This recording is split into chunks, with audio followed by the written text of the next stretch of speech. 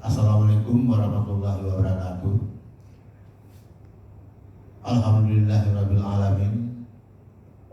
Wassalatu wassalamu ala asrafil anbiya'i wa mursalin wa ala alihi wa sahbihi ajma'in. Pertama-tama marilah kita panjatkan puji syukur kehadirat Allah Subhanahu wa taala. Dengan qudrah dan iradahnya kita masih diberi kesempatan dan kekuatan untuk dipertemukan di ruang yang berbahagia ini. Salawat beriring salam kepada junjungan Nabi besar Muhammad Sallallahu Alaihi Wasallam beserta sahabat dan keluarga beliau yang telah mengiring umatnya dalam kegelapan kalam yang telah menenang dan berbudi pekerti.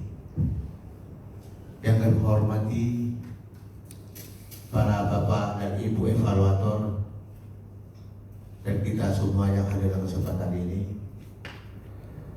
Dalam penyajian materi ini, saya sebagai fasilitator melaksanakan dengan beberapa strategi dalam pemateri ini. Tentunya strategi pertama diawali dengan pendahuluan. Seterusnya strategi kedua adalah penyajian, ketiga penutup. Baik Bapak Ibu sekalian, sebelum kita masuk kepada penyajian materi, terlebih dahulu Pak Pepatah mengatakan, tak kenal maka tak sayang maka tak cinta. Maka dalam kesempatan ini saya memperkenalkan diri. Nama saya Teguh Juprizal.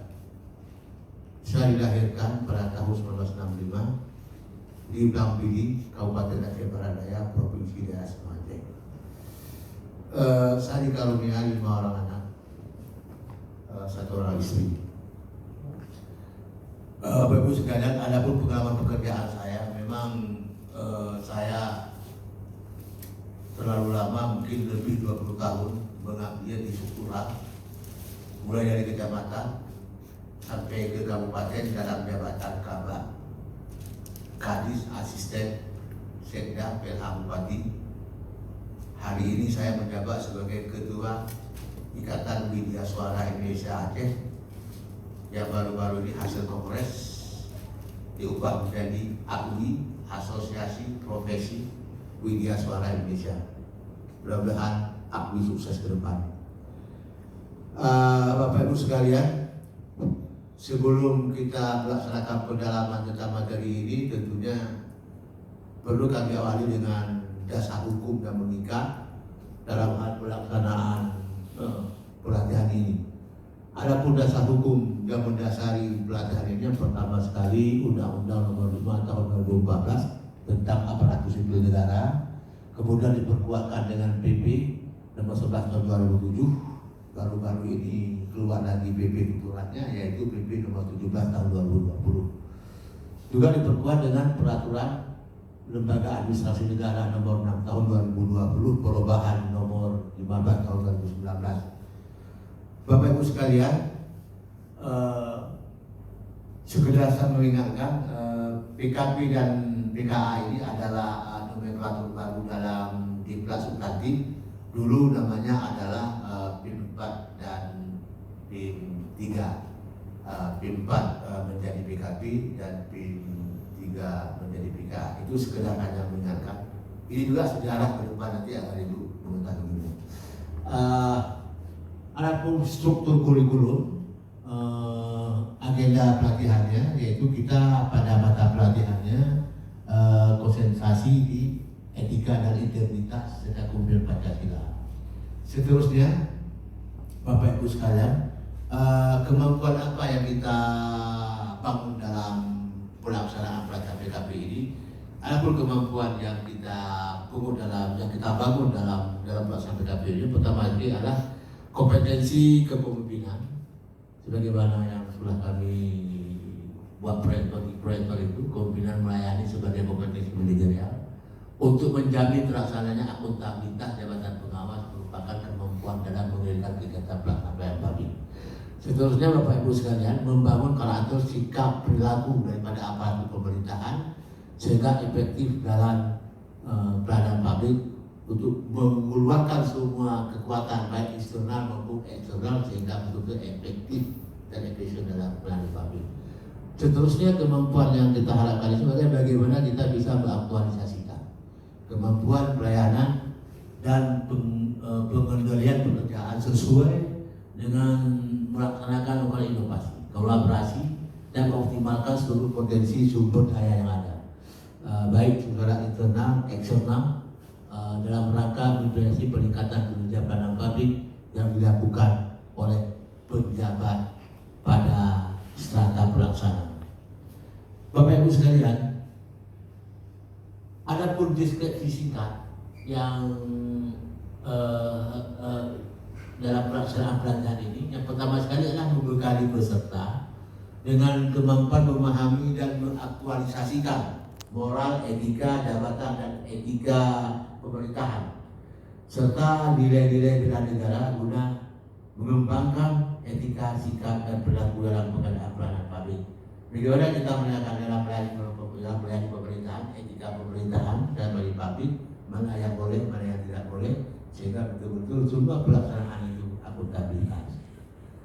Bapak Ibu sekalian, tujuan pembelajaran ini adalah ada yang diharapkan di sini. Yang pertama sekali yang diharapkan di sini bagaimana nanti peserta itu mampu memahami substansi konsepsi wawasan kebangsaan dari nilai-nilai dasar bela negara guna mengembangkan etika, sikap dan perilaku dalam pengendalian pelayanan publik sebagai bagian dari wujud dari upaya bela negara. Bapak-Ibu sekalian, indikator keberhasilannya adalah peserta mampu menjelaskan suatu ketika nanti habis kali ini peserta mampu menjelaskan substansi ceramah etika dan integritas kepemimpinan Pancasila oleh tim si penceramah, juga sampai dengan peserta mampu menganalisis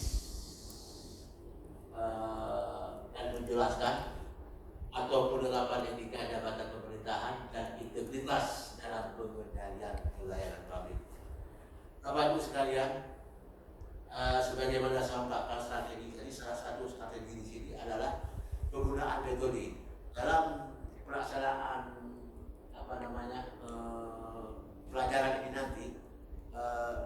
Saya sebagai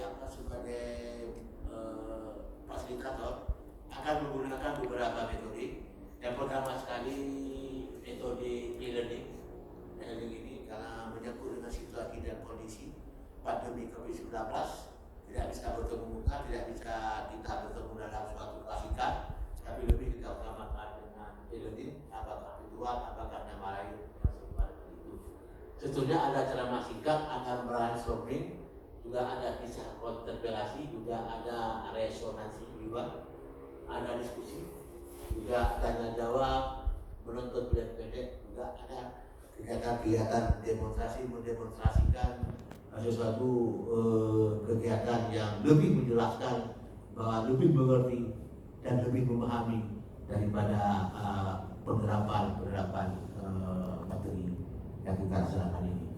Bapak Ibu sekalian, adapun materi pokok dan submateri pokok, jadi dalam penyajian nanti saya ada 5 penyajian dalam materi pokoknya, tentunya breakdownnya nanti ada pada submateri pokok. Adapun penyajian pertama yang sangat sederhana di sini adalah bela negara dalam kilasan sejarah kemerdekaan. Sekilas tentang masalah bela negara ini, kita akan bercerita dengan metode strategi ceramah sehingga betul-betul bagaimana sejarah masa perjuangan bangsa ini yang dikatakan jas merah, jangan lupa sejarah, menjadi pedoman, menjadi sumber guru yang sangat teladan buat kita untuk membela negara dan mengisi kemerdekaan ke depan nanti. Tentunya di samping ceramah juga ada teknik tanya jawab, juga diskusi dan segala macam sesuai dengan metode yang telah kami paparkan sebentar tadi. Penyajian kedua juga Bapak Ibu sekalian, nilai-nilai dasar teladan bela negara juga kita utamakan dengan metode ceramah, juga tanya jawab, juga sampai dengan penyajian ketiga juga kita menggunakan metode ceramah dan diskusi, sampai dengan penyajian keempat juga kita rasakan dengan ceramah dan diskusi, sehingga nanti sampai dan penyajian kelima. Yang terakhir nanti kita evaluasi dengan cara evaluasi tentunya kita merasakan dengan pre-tenda proses. Bapak Ibu sekalian, strategi yang terakhir, strategi yang kita laksanakan ini tentunya kita dalam penyampaian materi didukung oleh beberapa media peralatan. Yang terutama sekali kita memanfaatkan laptop sebagaimana kita presentasi hari ini, juga kita memanfaatkan LCD, flip chart, juga hal-hal lain yang menyangkut dengan kelancaran daripada pelaksanaan program ini. Juga tahapan terakhir nanti dalam penutupan juga nanti jika ada suatu kebijakan atau diskresi yang terkait dengan relevansinya sangat kuat dengan materi kita, akan kita bawa masuk dan kita bahas sehingga kita lebih mengerti tentang makna daripada perjuangan bangsa ini. Mungkin demikian Bapak Ibu yang kami presentasikan dalam kesempatan ini. Mohon maaf atas segala kekurangan dan saya akhiri billahi taufiq wal hidayah. Wassalamualaikum warahmatullahi wabarakatuh.